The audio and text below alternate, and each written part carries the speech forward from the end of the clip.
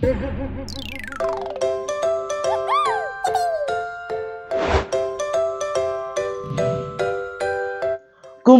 mga bata? Ako si Teacher Gary, aka Teacher G. G na G sa kaalaman, kasanayan, at kabutihang asal. Handang-handa na ba kayo? Tara na't samahan ako sa isa na namang makulay at makabuluhang paglalakbay sa mundo ng makabansa. Iba talaga ang ganda ng Pilipinas. Pero kung may lugar na parang pelikula sa ganda, nariyan ang Zamboanga del Norte. Mula bundok hanggang baybayin, may kwentong bumabalot sa bawat tanawin. Saan kayo huling namasyal kasama ang pamilya niyo? Sa dagat ba? Sa bundok? Sa bayan? Anong pakiramdam niyo kapag naaamoy niyo ang simoy ng hangin? O kaya'y naririnig ang agos ng ilog? Tingnan natin itong mga larawan. Ito ang mga halimbawa ng ating kapaligiran. Ang umaagos na ilog, ang matatag na bundok, ang abalang lungsod, at ang mapayapang baybayin. Pero teka, alam niyo ba, hindi lang yan basta tanawin? Bawat isa sa kanila may epekto sa ating kultura. Ngayong araw, samahan niyo akong tuklasin. May ugnayan nga ba ang kapaligiran at kultura? Paano nga ba hinuhubog ng kapaligiran ang ating kultura? At bakit kailangang pahalagahan ang ugnayang ito? Ang susunod na bahagi ng ating aralin ay siksik sa kaalaman, kung kaya't kayo ay inaasahan na maipaliliwanag ang kahulugan at ang ugnayan ng kapaligiran at kultura. Matutukoy ang iba't ibang anyo ng kapaligiran sa komunidad. Maipaliliwanag kung paano naaapektuhan ng kapaligiran ang kultura ng tao. Maipapakita ang pagpapahalaga sa ugnayan ng kapaligiran at kultura. Sa araling ito, may dalawang mahahalagang konseptong ating pagtutuunan ng pansin: ang kapaligiran at kultura. Ano nga ba ang kapaligiran? Kapag sinabi nating kapaligiran, ito ay tumutukoy sa ating paligid. Ito ang kalikasan, anyong lupa, anyong tubig, at maging ang klima. At ano naman ang kultura? Ito ang ating pamumuhay, paniniwala, tradisyon, wika, at sining. Mga bagay na namamana at natutunan natin mula sa ating komunidad. Ngayong araw ay samahan natin ang isang batang may pusong mausisa, mapagmasid, at mapagmahal sa kalikasan. Si Lunti. Halina't tuklasin natin ang ugnayan ng kapaligiran at kultura sa pamamagitan ng kaniyang makulay na paglalakbay. Sa paanan ng bundok, sa lungsod ng Dapitan, naninirahan si Lunti, kasama ang kaniyang lolo Magno. Araw-araw silang nagtatanim ng mais, naglilinis ng paligid, at nakikinig sa kwento ng matatanda tungkol sa kanilang kaugalian. Isang araw, bago sila mag-ani, nagsagawa ng dasal at sayaw ang mga nakatatanda.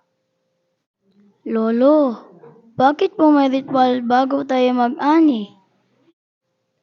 Ngumiti si Lolo at sagot niya, Anak, ang ating kultura ay sagot sa biyayang ibinigay ng kalikasan. Kung nais mong lubos na maunawaan ito, maglakbay ka. At nagsimula na nga ang paglalakbay ni Lunti. Sa kabundukan ng dapitan, sinalubong si Lunti ng mga batang subanin na suot ang kanilang makukulay na kasuotan.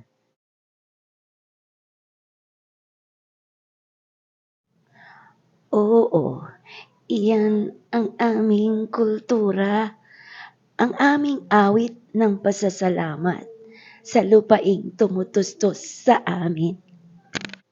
Sagot ng isang matanda. Naisip ni Lunti, ang kultura ng mga subanin ay buhay na buhay sa puso ng bundok. Sa sitio ng Kapukaw, nakita ni Lunti ang malalawak na bukirin. Nakilala niya si Ella, isang batang tumutulong sa sakahan. Kapag tag-ani, may sayawan at palaro sa barangay. Sabi ni Ella. May tanong si Lunti. Kasama po ba iyon sa kultura ninyo? Tumango si Ella. Oo, ang pagsasaka, sama-samang pagtutulungan at ang pista. Lahat yan, kultura ng mga taga-Kapatagan.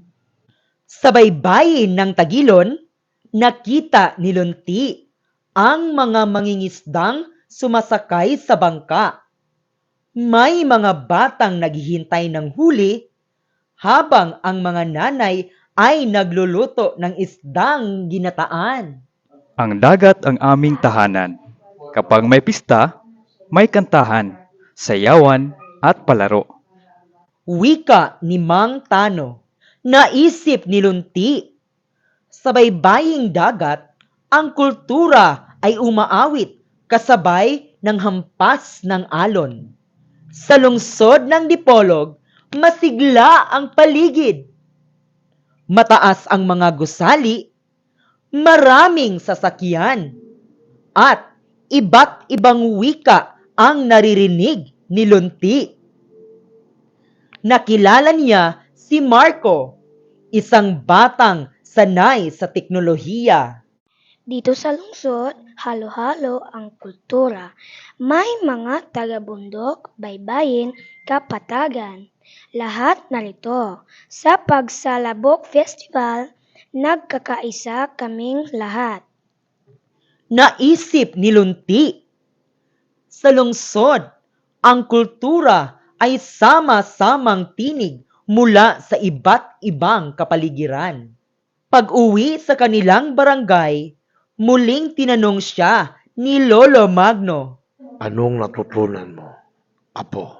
Ngumiti si Lunti at muling binuksan ang kaniyang kwaderno. Lolo, iba-iba ang kultura, pero lahat sila may pinagmulan at iyon ay ang kapaligiran. Ang bundok ay may awit ng mga subanin, ang kapatagan ay may sayaw ng anihan, ang baybayin ay may kwento ng dagat, ang lungsod ay may tinig ng pagkakaisa. Kaya, tandaan mga bata, sa pag-unawa natin sa ating kapaligiran, mas lalo nating nauunawaan ang ating pagkatao, pamumuhay, at kultura. Pagmasdan ang paligid. Dahil dito nakasulat ang kwento ng ating lahi. Mga bata, sino ang pangunahing tauhan sa kwento? Tama! Si Lunti.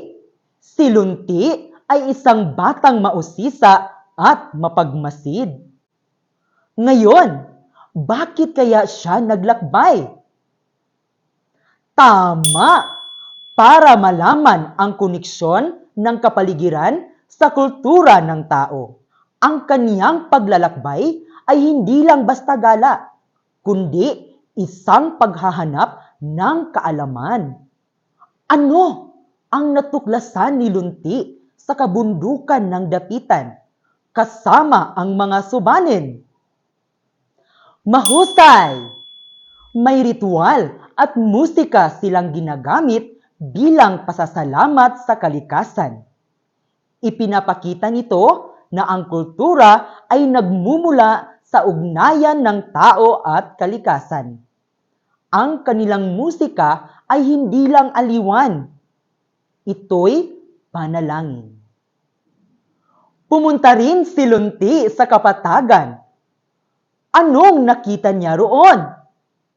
Oo nga, may taniman ng palay at mais, at may mga pistang pang-ani. Ang kultura sa Kapatagan ay nakasentro sa pagtutulungan at pagpapahalaga sa ani. Masaya, pero may kahulugan. Paano naman ipinapakita ng mga taga-baybayin ang kanilang kultura? Tumpak! May pista sila at nagpapasalamat sila sa dagat sa pamamagitan ng mga kanta at sayaw. Ang kanilang kultura ay nakaugat sa dagat. Ang kapaligiran nila ang bumuo ng kanilang mga kaugalian. Ano ang kakaiba sa kultura sa lungsod ng Dipolog? Tama! Magkakaiba ang tao. Pero nagkakaisa sila sa mga pagdiriwang gaya ng Pagsalabok Festival. Sa lungsod, makikita natin ang pagsasanib ng iba't ibang kultura dahil nagmumula sa iba't ibang kapaligiran ang mga tao roon. Kung pagsasama-samahin natin ang mga natutunan ni Lunti, anong koneksyon ang nakita niya? Tama! Ang kultura ng bawat lugar ay naaayon sa kapaligiran nila. Ang kultura ay salamin ng kapaligiran. Ang ating wika, pagkain, sayaw, kasuotan, at mga ritual. Lahat ay may pinanggagalingang kapaligiran. Kung ikaw si Lunti, anong bahagi ng kaniyang paglalakbay ang gusto mong maranasan? Bakit? Maganda yan! Kapag mas nauunawaan natin ang ating kapaligiran, mas minamahal natin ang ating kultura.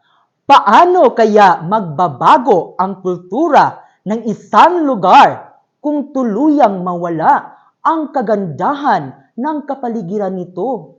Magkakaroon ng pagbabago o pagkawala ng mga tradisyon. Ngayon, may inihanda akong isang gawain para sa inyo. Handa na ba kayong sumabak sa tama o mali challenge? Babasahin ko ang isang pahayag. Kung sa tingin nyo ay tama, iwagayway ang kanang kamay. Kapag mali, iwagayway ang kaliwang kamay. Uulitin ko, kapag tama, iwagayway ang kanang kamay. Kapag mali, iwagayway ang kaliwang kamay. Nakuha niyo ba? Magaling! Ang kapaligiran ay walang kinalaman sa paraan ng pamumuhay ng mga tao. Tama o mali?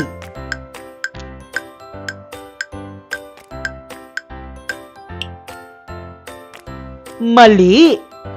Ang kapaligiran ay may mahalagang ugnayan sa pamumuhay natin.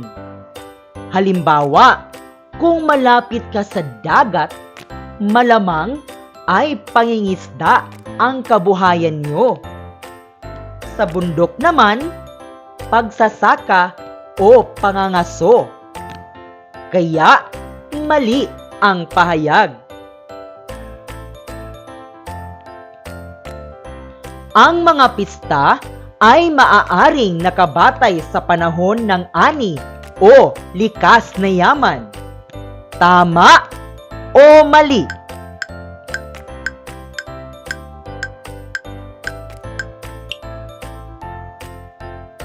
Tama! Sa Dapitan City naman, ipinagdiriwang ang Kinabayo Festival. Isang makulay na tradisyon na konektado sa kasaysayan at pananampalataya ng mga Dapitenyo na ginaganap tuwing Hulyo, kasabay ng pista ng patron na si Senyor Santiago. Ibig sabihin, ang mga pista natin ay tunay na sumasalamin sa ugnayan ng kultura at kapaligiran. Tama ang sagot. Pare-pareho ang kultura ng mga tao kahit iba-iba ang kapaligiran. Tama o mali?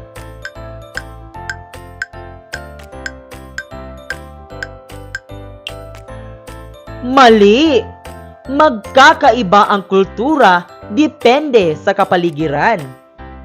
Iba ang pagkain sa lungsod kumpara sa kabundukan, di ba?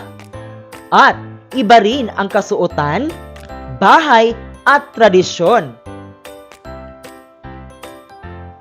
Maaaring magbago ang kultura ng isang komunidad kapag nagbago ang kapaligiran. Tama o mali?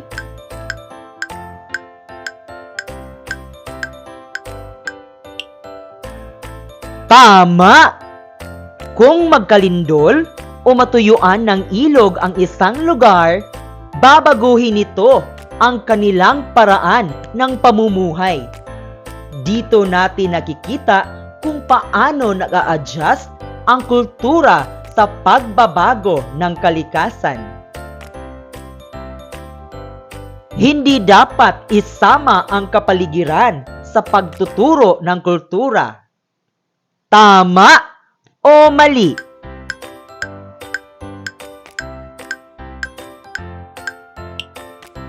Mali!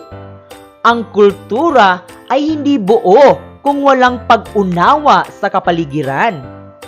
Dahil dito natin makikita ang dahilan ng ating wika, kasuotan, pagkain at ritual. Mga batang makabansa, oras na para sa isang masayang gawaing pangkatan. Lahat ay kailangang makilahok, magtulungan, at higit sa lahat, magsaya. Mayroon lamang kayong 3 minuto para mag-ensayo at 1 minuto para sa pagtatanghal. Tandaan, sa bawat gawaing may kabuluhan, natututo tayong maging tunay na makabansa. Pangkat 1, iarte mo.